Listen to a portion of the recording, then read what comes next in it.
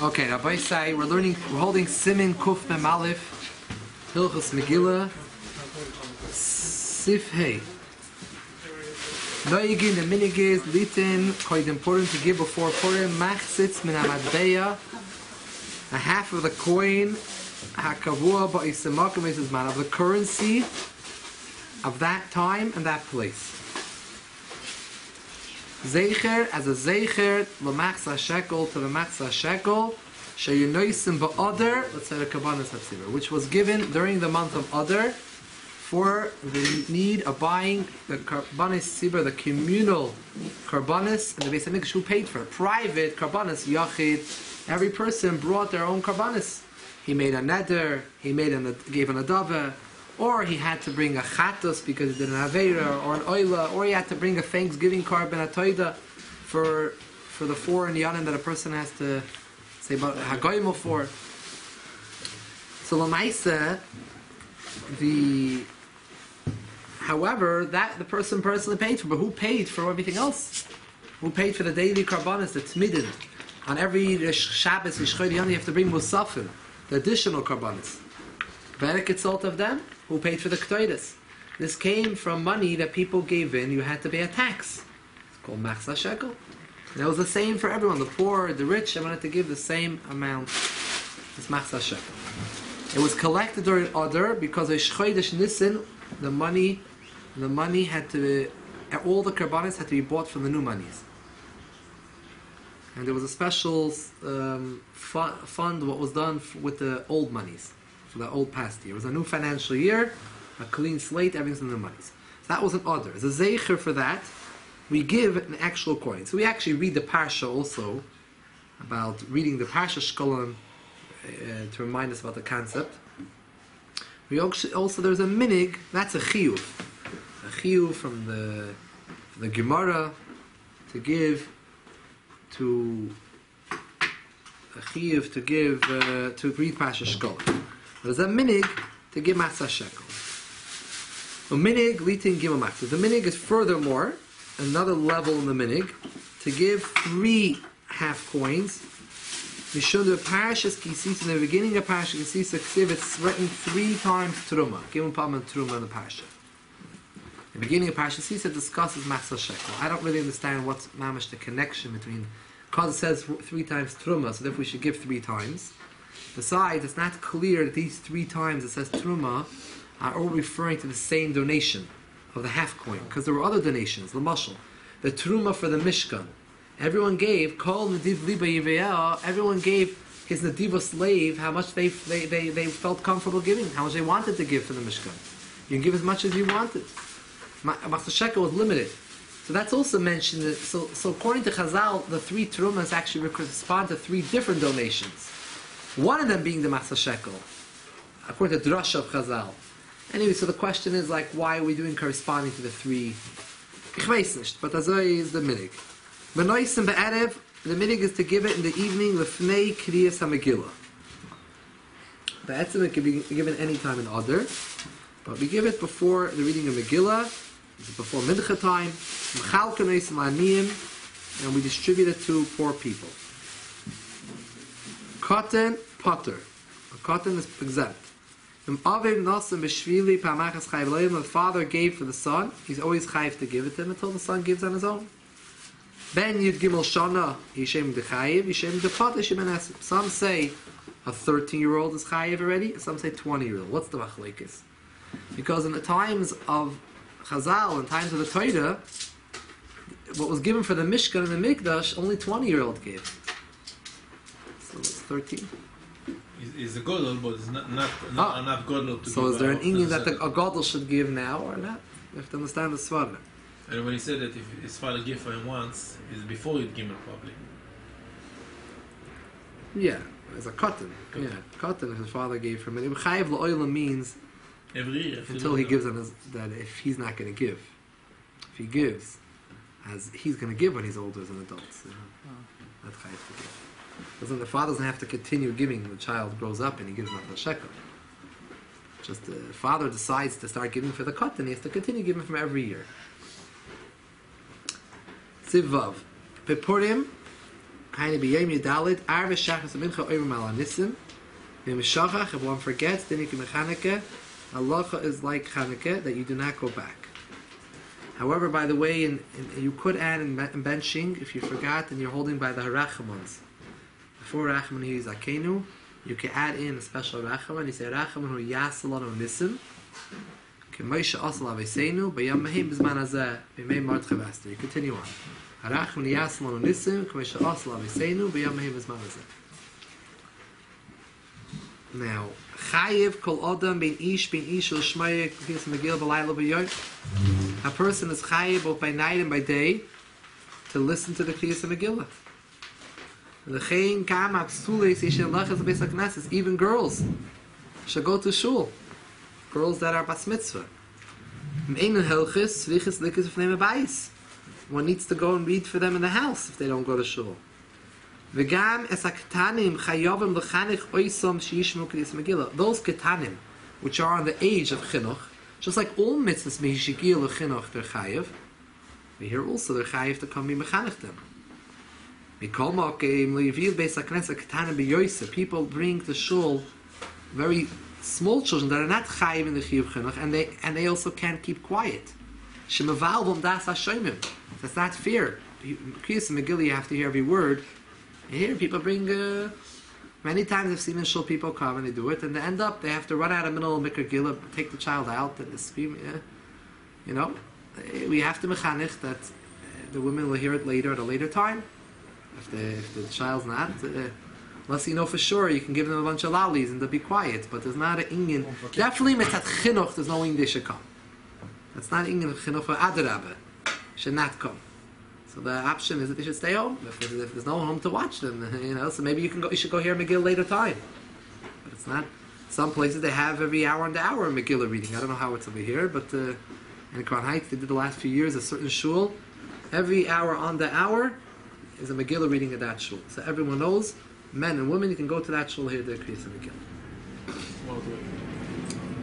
They have both night and day.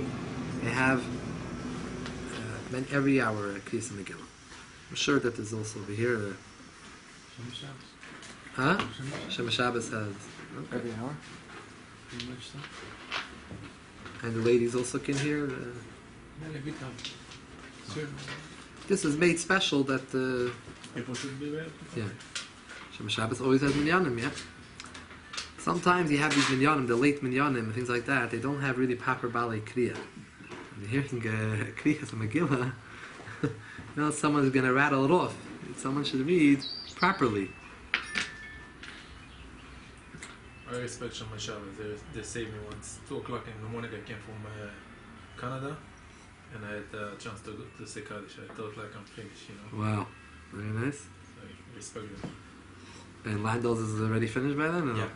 There's no I need to drive 12:30? over the wall, but Right? So you got to go to the Chassidim for the really late minyanim. and I thought like, you know, Baruch Hashem, read it, another million start them. 3, 4 o'clock in the morning. Yeah. And then start Daf Yomi already, and then Shabbos. Wow. Sif. Hey. Ches. Megillah Shalayla also likis kein sikhavim. You can't read it before nightfall. It's not like you're taking Shabbos early or Yom Tov early. Even though one's in pain because of the tinus.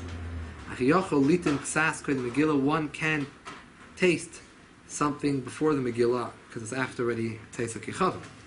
So before the Megillah's reading, you have a long Megillah reading. He wants to taste something.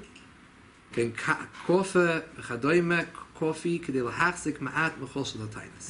If he needs to have strength, so someone who is mitzvah harbe can drink something and have something right before. And it's not like that people the shul should be putting out a kiddush or something. If someone personally privately needs, he should go and take something. If someone personally needs, he'll go to the kitchen and take, but not the oilam. The general, the minig is that we don't. Siftas mitzvah amufchor lishmoya kriyas hamegillah.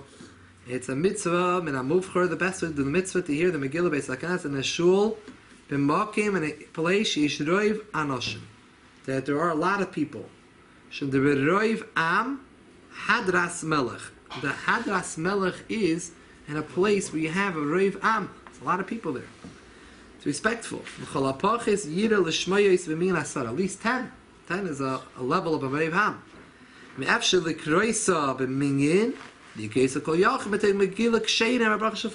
it, everyone can read it with the brachas, Megillah Kasher. If not everyone knows, they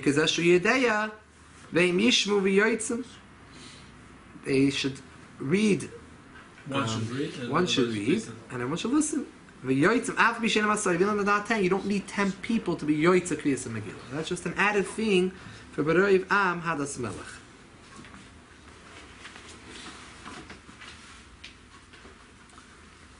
Avol bracha shalachreo ein eimen rak basara. Bracha afterwards, you only say that obviously you should have 10. If you don't say Shem, the Shem Hashem, and Malchus, Melech, Ha'olam, Malchus, then you could say it even without. A Yachid could say it. There was a mole, someone at the... I heard from someone who was arranging, years ago, someone arranging Megillah readings in people that were in correction facilities. And there was an issue that there was a women's jail. And there was a reform chaplain, a reform rabbi, that was a lady that was in charge. And she was very machmer tznius. So she didn't want any men to come to read the Megillah. And only ladies can come read the Megillah for ladies. She was very from. She probably did it on purpose. Yeah, it was probably just to black the... So what happened was, they said, okay, so we'll send ladies. So they got 2 girls. One prepared half the Megillah, the other prepared the other half of the Megillah, because they weren't shaykh to do the whole Megillah themselves. So they do half and half. And they went in and they went through. A lady's mechoyev in the Megillah. Obviously, a lady can't read for men. And also, ladies don't in general read for other ladies either. It's not... but in this case was some pina nidachas when no one was there and there was no one to do, so someone would go read for them. I once heard from a Rav, he says when you give a... They should read L'chatchila by themselves too, with them, right? To be Yetzu L'chatchila, or they could be Mitzvah everybody? He could be Mitzvah, the other ladies. L'maisa, it's not, it's not our minhag to do such a thing. It could be a pirza where ladies start to read Megillah. It's not something that we're... But, yeah, because it's very easy for people to start saying, oh, this is okay, and things lose the balance. Even certain things that are 100% kosher, not so that we're going to do it. I heard once from a Rav, he said there's 3 times you're allowed to give, 3 conditions when you can give a heter. In general, in halacha, when something's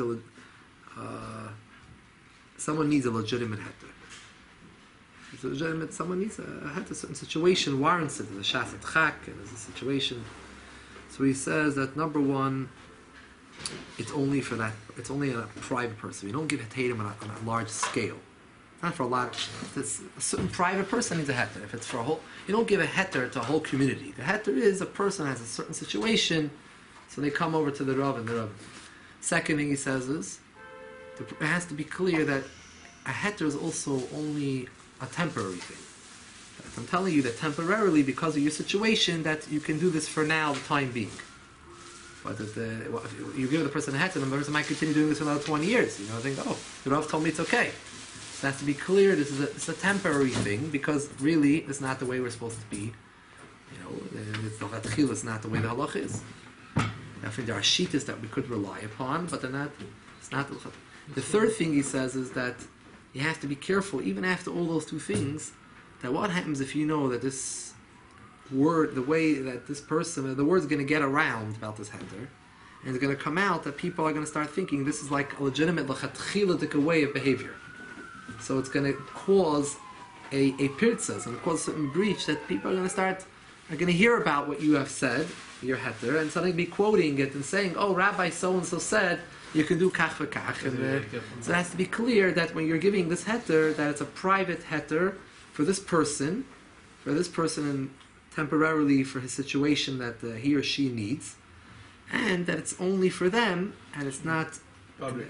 You're not telling someone who's going to write a poster on a WhatsApp group and send it and write it in a paper and use it out. That's one of the reasons why Moshe didn't permit his farm to be translated in English, because people are going to go on a tangent. And Right. The Moshe himself writes it.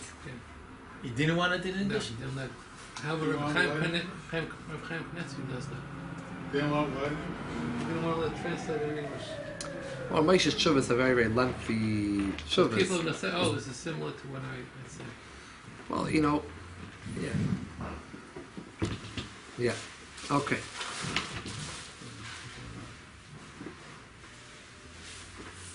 You have to know always if you're dealing with an erliche person, or not an erliche person. If someone's not an erliche person, then l'chatchila, you can't deal with such a person. You can't. You know that people are trying to. You have to be very Which is careful. Barabim, privately, and what the Tudno? For a short time. Yeah. Privately short time, and it shouldn't be any. Public. Shouldn't come out a unika to other. Okay. Obviously, we're talking in a case when it's a legitimate heter. There's certain people that saying things that, you know, oh, I found a shita somewhere, it's not b'chlal legitimate. We're discussing a situation where it's legitimate, shitas, and it's legitimate to give it for the Shasat Chak. Halacha says, it's not black and white. There are Shasat Chak, Hefse Meruba. The Friedrich Lubavitcher Rebbe said in America, there's a big shidduch between a partnership in America where people use to put these two together to say everything's mutter. Everything they say, it's a Shasat Chak, and it's a Hefse Meruba, it's a great loss, and therefore we could do whatever we want. The whole Rebbe. I heard a story from a Rav who said like this, that years ago, he was like a Shia in New Haven, many years ago. Maybe 40 years ago, maybe 50 years ago. He was in a Lubavitch yeshiva there. But he was friendly with a lot of the Rabbanim in the Shtat, and he was an older Litvish Rav there. And this older Litvish Rav told him that in this Kehillah, there used to be a very fine from a Kehillah here years ago. So that all the children, they didn't stay from. And he said one of the reasons is because the Rabbanim here, they meant very well in the early years in America. In the early years in America, to be a Frum Yid was a very, very difficult thing. In New Haven, it wasn't even New York, at least it was something here. There was nothing there. So the people that came, the immigrants immigrated, whatever it was, and the children, they could. It was very difficult for them. So the Rabbanim in the city that lived over here in America, and there were quite a handful of Talmidei Chachamim, but it wasn't really any strong from Kehillas here. There wasn't strong like this. So the Rabbanim over there felt that our attitude when people are struggling, that they feel, it's so difficult, is to try to cut corners everywhere. So people would say, it's too hard for us to do this, and they say, okay, don't worry, you don't have to do this, don't do this, cut this down, don't do it this way, and slowly they kept on cutting away and trying to be sincerely helpful to say, they'll keep what the main things because we made it so easier for them. But Lamaisa, what happened is that basically they watered down the Yiddishkeit where people didn't. And one of the examples was that he said, this older Litvish Rav, which he said that they meant well, he just said that they didn't have the foresight to see what could come out of their actions and how you have to matter it. Was that sitting in a sukkah was considered like Pashat, like your Eskimo. Like to go sit in a sukkah those years in America, I can't understand it, but that's what that was like those years. Because in such a place, you were like sitting out in a booth with some, I don't know what on top of your head, some leaves. It's like the strangest, most weirdest thing, and you're uncultivated, you're uncultured, and you're like a Meshuggah. So they weren't tolerant, and it was such an embarrassing thing that people felt that it's a shver zach. So the Rabbanim looked into the sugya and they said, Kol ha-mitztayer potem min ha-sukkah. When his Rav was telling it to me, he told me, I looked into the sugya, and al pi halacha they're right. This is considered a gather of mitztayer. They're mitztayer from the sukkah. But l'maisa, what happened? This Rav was telling him that the children never saw a sukkah. Because Kol HaMitztayir Param HaSukkah. So true, it was correct, Kol HaMitztayir Param HaSukkah, and there's such a tzar and busha going to the sukkah. So technically, legally, it fit as being Kol HaMitztayir Param HaSukkah. But what happened to the generation? They never saw a sukkah. Who was sitting in a sukkah? We found ways how to make sure that everything is, we found a Teirim for. So you find a Teirim and no one sees a sukkah. There's no more Yiddishkeit. I'm sure there was other reasons also, but maybe there was no yeshiva. I don't know what happened over there, but this is something that what he was saying over from his perspective, what led. How the generation went down. Yeah. Right. And he said that people, the older Rabbanim in America, did not know how to deal with they were trying to deal with it, and it wasn't a question of how do you stem the flow. Today we know clear that when we show strength, people come. Show weakness, that we show that we have true values that we're not willing to budge on. That's when people are impressed and want to come join. When you show that you don't have true values, they get nothing. And the fact that you stand strong is what. That's what Honda is. It says Minhag Yisrael is more than prayer. Sometimes in Nogim, you have to be so careful in this. Minhag, it's not a prayer, nothing about.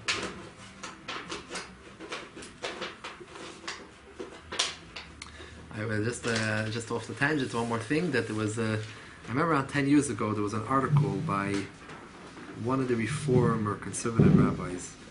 It was being like open, they have their, got to be open, and then he said that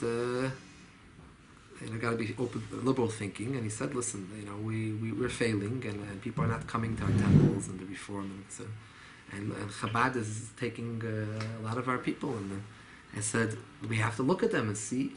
And he says, let me tell you something.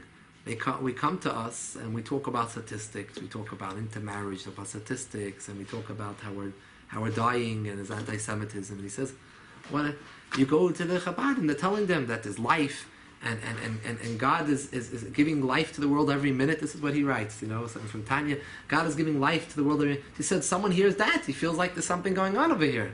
So he says, we got to start talking about. We got to start bringing God back into the picture. We're embarrassed to talk about God, he says. I'm saying at the ending of the day, what was he was right, but thinking at the ending of the day, what he was thinking was that not that we have to, in order for us to bring people in, we should start taking this card and we should start following the. Meaning it doesn't work if you don't really believe strategy. it. Yeah, if it's not a strategy, it's not. Make it front. Yeah, you have to believe in it. If you don't believe in the Eibishter, it's not going to work. If you believe in the Eibishter, it works. If you don't believe in the Eibishter, people see through it. I was many years ago. I was a bacher. 15 years ago, I was a bacher and a shlichus in California. And maybe I probably said this before, but I was in a reform temple. A reform temple. We went to the office of the reform rabbi to visit. We didn't go to his temple or the sanctuary. We went to visit the reform rabbi because we wanted to get Jews in the city. And the way we met, if we tell people we already met your rabbi, so opened up the doors. So we met this reform rabbi. This reform rabbi, he had a tremendous congregation, officially 800 families. And amazing shit. Yeah, not many people were there, And in Kippur, you see 800 people in the shul, And the whole year there's not so makbid and Shabbos and Yom Tov. So, Maisa, he Nabach, his daughter became from, not from Chabad, from maybe Eshat Torah or some other groups. His daughter became from, and she ended up marrying a guy from Meah Sha'arim. And this is very Nabach. This is very terrible for him. A reformed rabbi, a successful reformed rabbi, his own daughter left him and married a Meah Sha'arim. It was and she looks at him like a koifer. She doesn't a koifer. Koifer. My father's a koifer. Nabach, father's a koifer. She likes her father, but he's a koifer. So, anyways, he was telling us, expressing, how it's hard for him. His daughter and his son-in-law. And whenever they come to town, they don't daven with me, and they all go. They walk. They stay by my house, and they walk 45 minutes to the Chabad shul, and they daven there.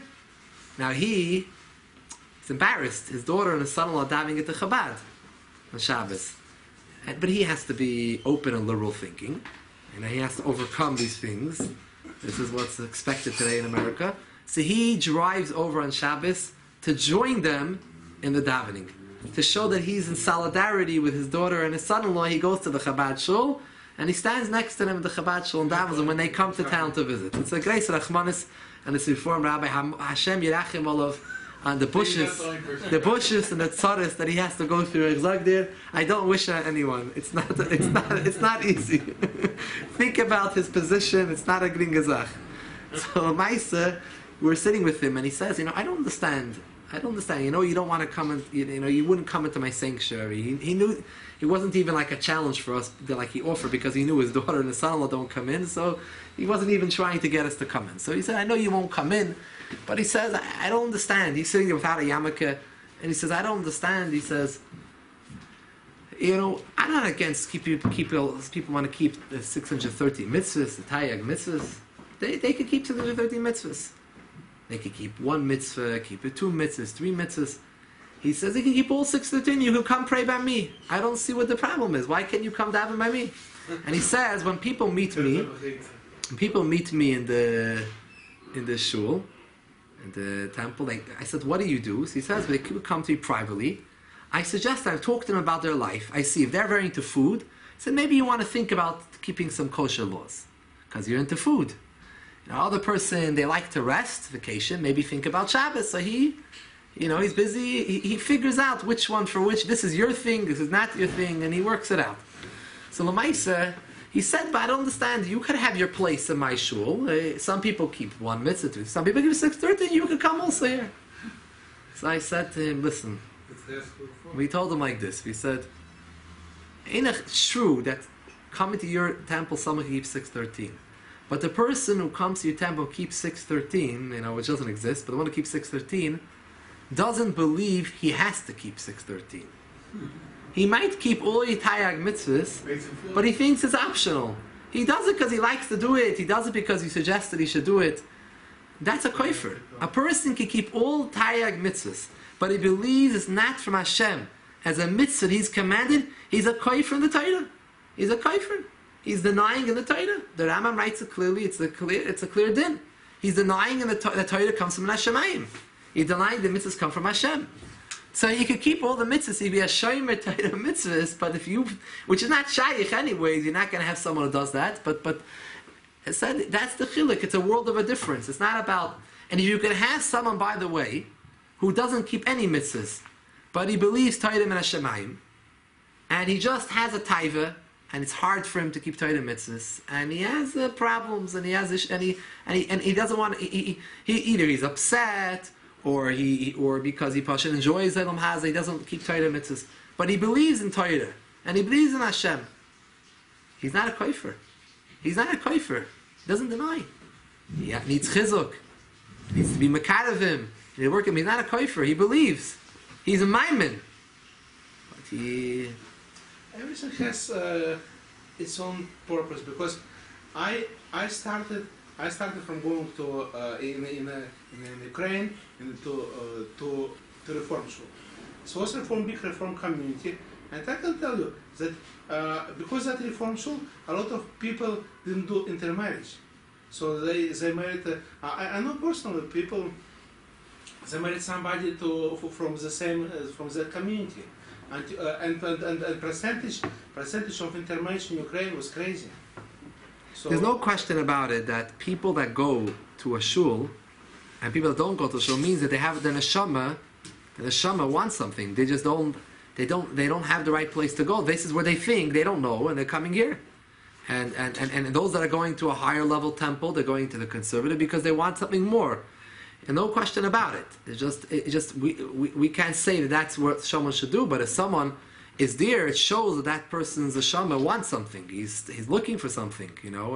If someone doesn't go to shul at all and doesn't feel that they belong at all to anything, then obviously they feel that they're totally not connected. Right? Yeah, but as long as someone's eating gefilte fish, there's still also hope that we could reach out to them, because they like challah, they like gefilte fish, they like kugel. It means that they feel the Jewish culture, something talks to them. So we could say, oh, you like this? A little bit more. You know, but Ein Chanami. But it's not al pi halacha. It's not according to the Torah. You know, I want to tell you something in a very broader level. In a broader level, the Rambam writes everything serves a purpose. The Rambam writes, which is something which is censored out of most Rambams. The Rambam writes that Christianity and Islam also have their purpose. Why they're here, right? And why? The Rambam writes because this is all the Yashir Derech Lamelech HaMashiach. This is all to pave the way to Mashiach. Why? Because the Goyim, they shouldn't be shell-shocked when Mashiach comes. They're going to be hit. They should start hearing there's a concept of Mashiach. So they believe their Meshuggah is Mashiach. But they started to hear about Mashiach. And they started to hear about mitzvahs. And they discuss it. Is the mitzvahs, some of them say that some do exist, some don't exist. They say, we're no longer Am Yisrael, we are Am Yisrael, the mitzvah. So the concepts of Hashem, the concepts of mitzvah, and here, obviously in a very distorted way, a very distorted form, says the Rambam, this is all an idea of Muhmad, the Rambam writes. And he says that this is all was in order to bring these ideas out in the world, to pave the path that eventually the Goyim will come back to the Derech HaEmes. This is censored out of the Rambam because obviously this wouldn't, the countries that the Jewish people lived in, the Christians and the Islamic countries, would not be too excited to see this written in the Rambam. So it was taken out. Like a lot of parts of all our Sfarim were censored till after World War II. All our Sfarim were basically censored. And it's probably still being censored in Iran and other places. The Vatican's opened up their archives. They are? The Jewish... The war archives. World War II. What is it going to be on the internet? What is it going to be? On the Medea, whole page. Okay, good. Back to Purim. Everything has a purpose. Just we have to remember what the purpose is. Not everything is... There's a purpose also for the Davar Acher in the world. But not the purpose is we should eat it. The purpose is we shouldn't eat it. Everything has a purpose. We have to just remember what the purpose is. Sometimes the purpose is to stay away from it. And that's the purpose is to challenge us and to tempt us, but we have to stay strong and not to be foolish. Not to tempt it. Yud. Minig b'chol Yisrael, the minig of all of Klal Yisrael is shekoide eni koide b'terich Megillah krucha. We don't read with the Megillah rolled up.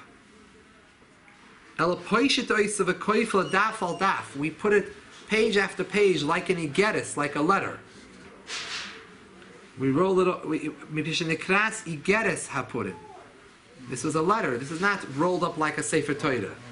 We open it and we fold it up like 3-4 pages. Aval hashoimim, those that hear it, einam tzrichim l'poishet, don't need to do it. Although I think a lot of people also who hear do it also.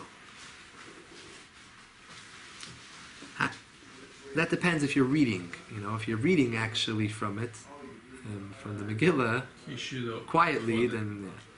HaKodesh, the Megillah b'meir alayla, when we read Megillah by night and by day, mevarech lefanel sholish brachas. We make a bracha before 3 brachas. I make a Megillah she'asa nisim v'shechiyanu. Halachos of Purim, we roll it up and you put it before him. Mevarechim brachas harav esivenu. You make the bracha harav esivenu. Im Oval creates a Megillah. If an Oval is reading the Megillah during the year, Yevarech Acheres HaBrachas Mishum Brach Shoyno. Someone else should make the brachas because he's not supposed to make a Shechiyanu unless he has to. Meaning, if he's chayiv to make a Shechiyanu, we one time spoke here in the Shiurim. If you're chayiv to make a Shechiyanu, you can never not say a Shechiyanu.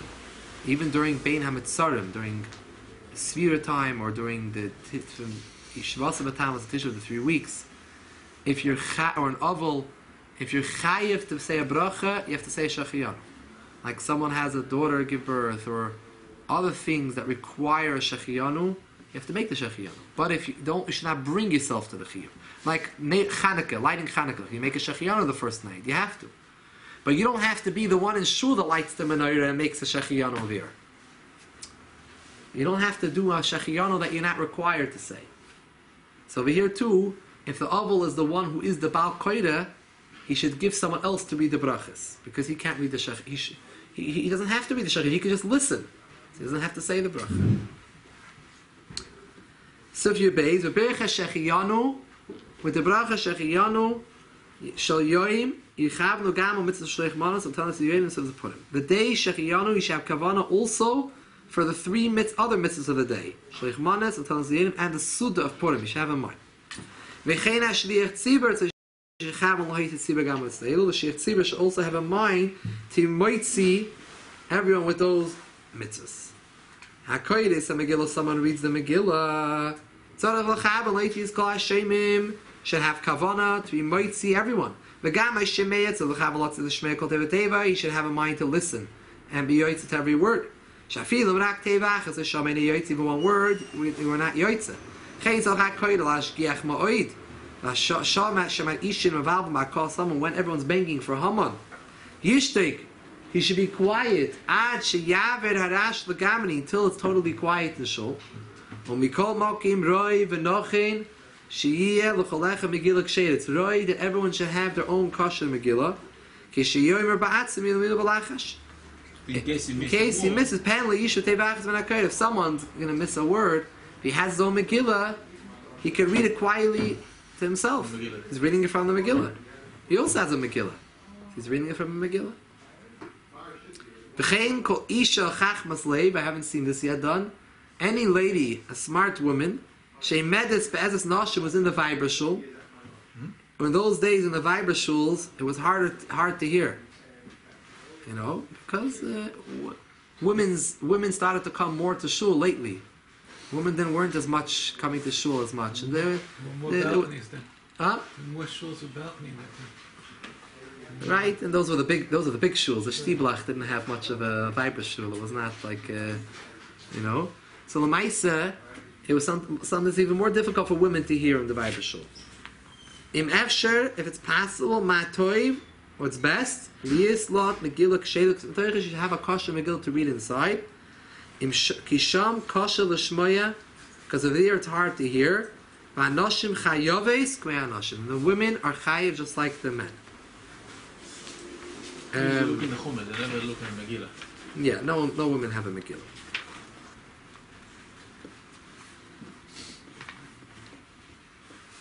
By the way, even if you don't have a Megillah and you're reading from a Chumash, you're listening from a Chumash, if you miss a word, read it from the Chumash.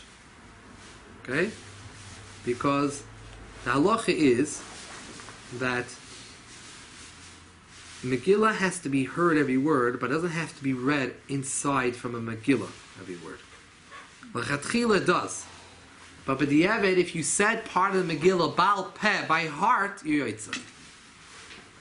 So, if you have a Chumash in front of you, you said it from a Chumash, Ein Echanami, you didn't read it from Megillah, but it's like you said it Baal Peh.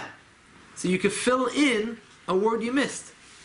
Obviously, you should hear l'chatchila everything from a Megillah Kasha. But if you're going to miss a word, say the word inside. You have to make sure you're able to catch up quickly, right? But if you missed the word, you better catch up and read it inside until you caught up to the Baal Kodesh where he's holding and listen further. You can't do an entire idea in the Megillah, or majority of the Megillah, or any full concept in the Megillah outside the Megillah. But a few words here and there, it's okay, b'di'evet, to hear it like that. It's an important thing to know. That you don't have to go, you could always fill in a word or two. Sif Yadalit. HaKodesh Tzarech Sheyomer Haseres B'nei Haman. Someone who reads the Megillah, someone that needs to say that Haseres B'nei Haman Gam Teves Haseres Hakel Shemachas. All one breath.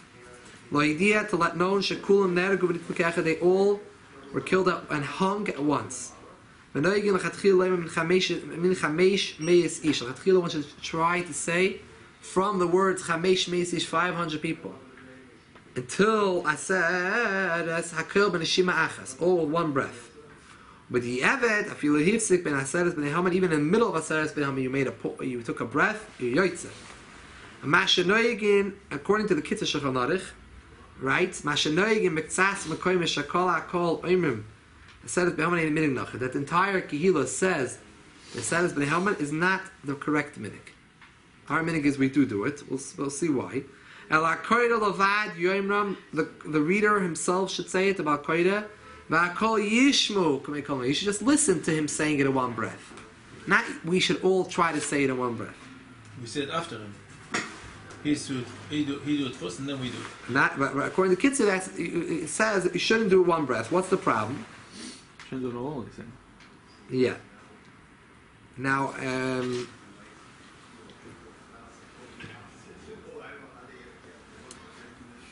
I think that the problem was that the problem was a problem that maybe people won't finish and the Baal Koil already continue.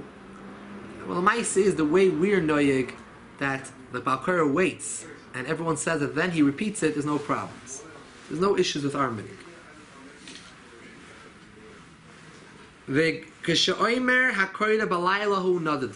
When the Baal Koil says the words Balaylahu Nadida Shnasa Melech, he's supposed to lift his voice. Yagbia Koili.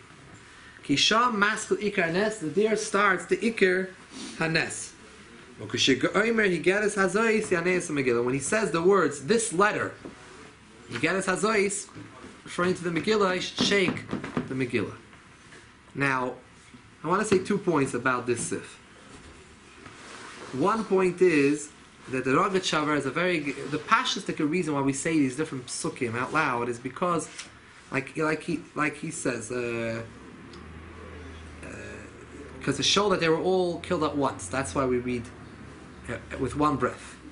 The Rogachover had a very Rabbi Yosef Rosen, the famous Rogachover Goyin, who lived, who was nifter between the two world wars.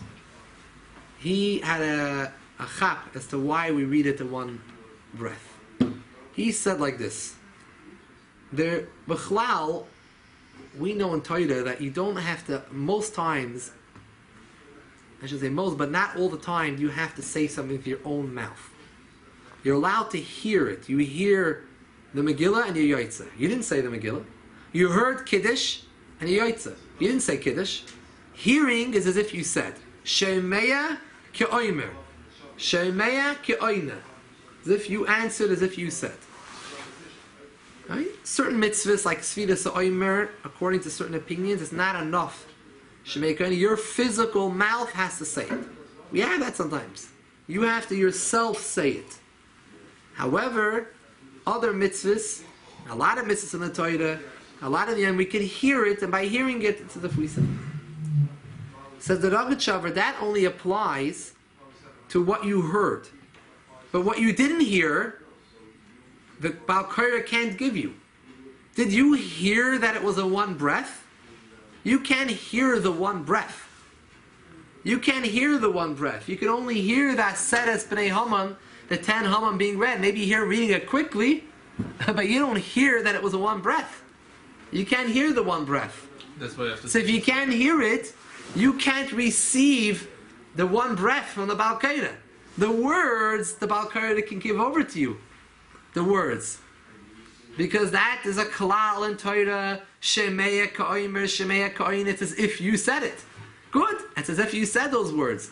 But how it was said, you didn't hear how it was said. That he said it with one breath, in the Shema Achas. So therefore every person on their own needs to say it in the Shema Achas. Even though this is his chal. Even though the Kitzur Shulchan Aruch doesn't say to say. Yeah, this is like based on the minig that the Olam says it. Yeah. This is not the minig Olam to say like. So every person should say it in the Shema Achas. Yeah, everyone should endeavor to say Neshima Achas. You don't? It's not Yaitza. It's not one of the. It's still Yaitza. The Baal Koira is going to read it. When the Baal Koira says, you should try to read Neshima Achas. You can't. The only problem is the Rogachover is not halacha. The Rogachover is not, but it's a geschmacke Svara. svara that he brings to the table. The only problem we have in... I don't really know if there's any Ragad Shabbos accepted la halacha, but it's a very unbelievable goiness. Yeah. Besides, it's not so clear, this idea what he's saying. For example, Kiddush. You're supposed to say Kiddush on a kois, on a becher of wine.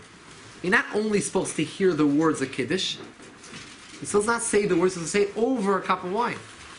Zechreyu ala yayin. To do it on the wine. Zachar Sema Shabbos Kashi, Zechreyu ala yayin. But l'maisa, you're hearing the Kiddush of someone else. You're not holding a becher. So what do you see? You're not only receiving the words of the person, you're receiving the way the person said the Kiddush. He said it over a kois, it's as if you said it on a kois. You also receive the how. So it's not dafka so similar. Maybe Revam just not trumps it.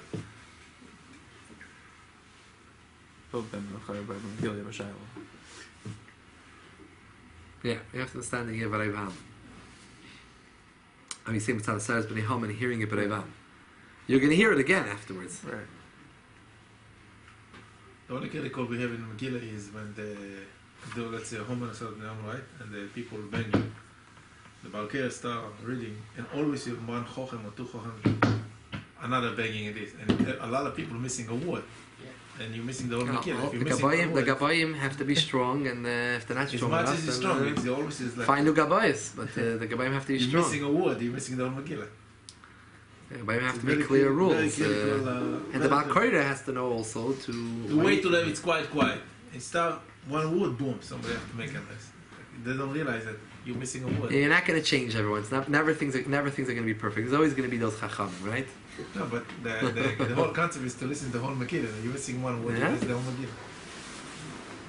You always have those people. So now, Lamaisa, another point over here is, B'chlal, we say, Ba'layla hu is the toikish, the ikar hanes. So you're supposed to lift up the voice. This comes from the Maril, one of the Rishonim, the early, all the Menhagim Ashkenaz come from the Maril. And the Maril said you should lift up your voice, Ba'layla hu, because this is the ikar of the nes. The toikif of the nes starts in Ba'layla hu, not the Shnasabella. That night, the king's sleep was disturbed. He wasn't able to sleep, and he wanted that the Sefer HaZichroines should be brought before him, and it was read before him that Mordechai saved his life, and he wanted to give a reward, and Haman came Punk that night to ask to hang up Mordechai. So that's why we read it loudly. Ba'layla hu nadidash nasamelach, read it loud. The shayla over here is, if you read the story of the Megillah, everything has, you see how the whole story fits together. Everything fits together, how the whole episode happened. But l'chora, this event over here, that Achashverosh gave Mordechai this ride on his horse, it didn't lead to anything. It didn't lead to anything. So, there was one day, the Yidden were very happy, and they had a beautiful time that day, but afterwards it was back to, Mordechai, it says, went back to his sackcloth. Everything was back to the way it was before. We don't see anywhere in the story of the Megillah that this Maisa led to the Yeshua. It didn't have any part of the Yeshua.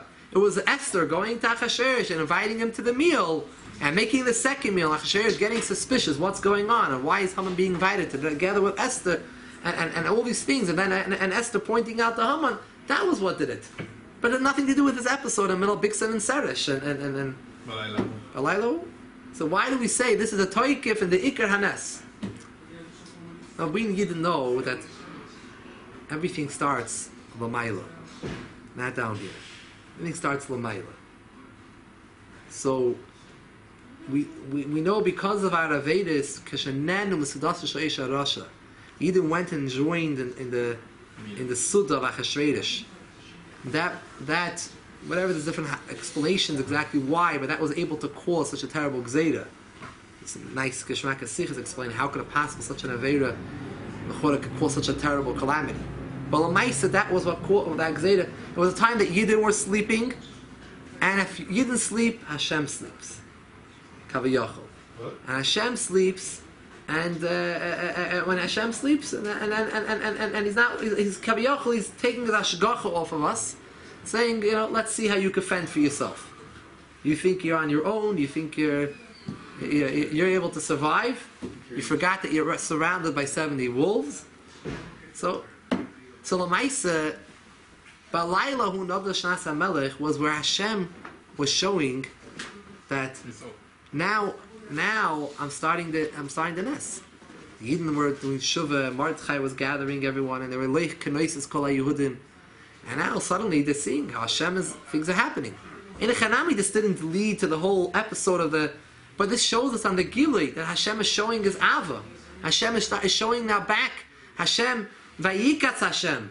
Hashem is waking up and showing us that He's here with us, and now He's showing us the revelation. He's showing us His Gilui. It says in the Medrash, "Balayla hu nadda shnas hamelech." Whose sleep was disturbed? Who woke up from their sleep? Malkei Shaloilam, the King of the world, woke up. Hashem woke up. That's the Toik of Shamas. The Toik of Shamas is right here in Balayla, in that middle of that night, in the middle of that darkness, the Laylahu, in that deep darkness. Nadda shnas hamelech Malkei Shaloilam, the Malkei Shaloilam, the Melech of the Olam, woke up. And the Melech of the Olam wakes up, that's when everything is going to be good. And that's the Ikar Shamas. When you have that, the Nolan of Shnas Malkei Shaloilam, that's the Ikar, the Toik of Hanes, and you can be assured that everything will be good, that everything will follow. And that's why that's the Ikar and the Toik of Hanes.